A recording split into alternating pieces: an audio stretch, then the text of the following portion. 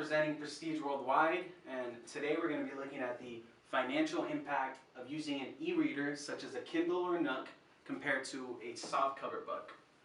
The audience that we will be using is going to be an avid reader that reads one book a week from the New York bestsellers list. Alright guys, in this next section we're going to be talking about each group member's responsibilities. There's 6 of us in the group. There's me, Marco, Matt, which is holding the camera.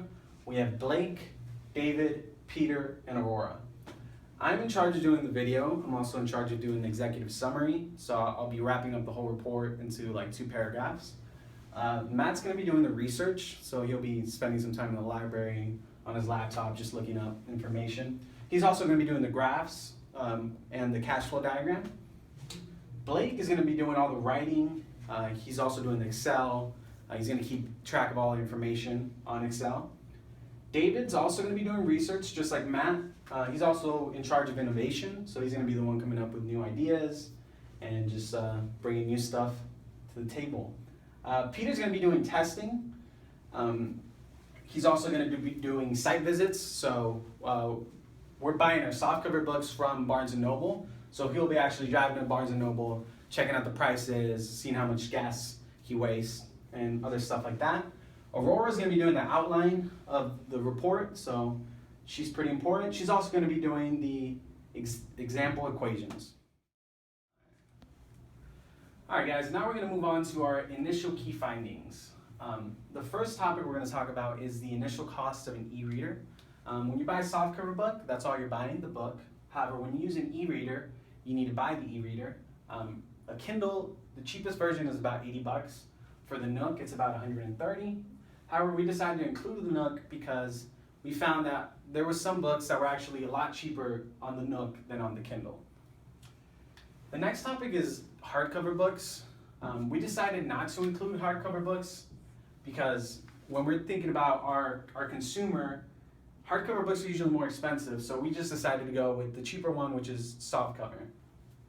And our third topic are additional softcover expenses. So when you buy a book, you can either get it on the internet or in person.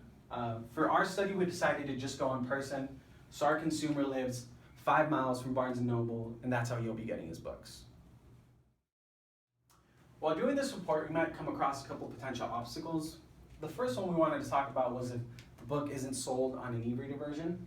So that means it's not sold on the Kindle or not sold on the Nook, or both. Like we said, we're going to be doing books that are on the New York Times bestsellers reading list. So this becomes a problem because if one of those books that we wanted to do information on isn't sold in e-reader version, then our information is a little skewed. The second topic was various versions of the same book. So an example of this would be The Martian. The Martian was a book.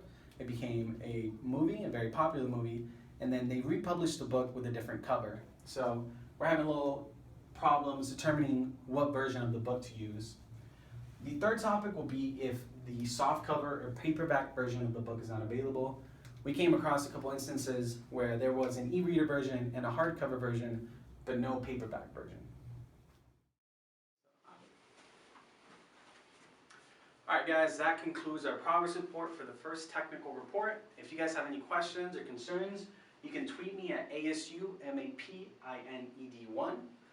Or you can tweet me at MatthewFerrar8. A little later on today, we're also going to be having a Twitter poll to see what you guys like better, a Kindle, a Nook, or a softcover. Thanks guys.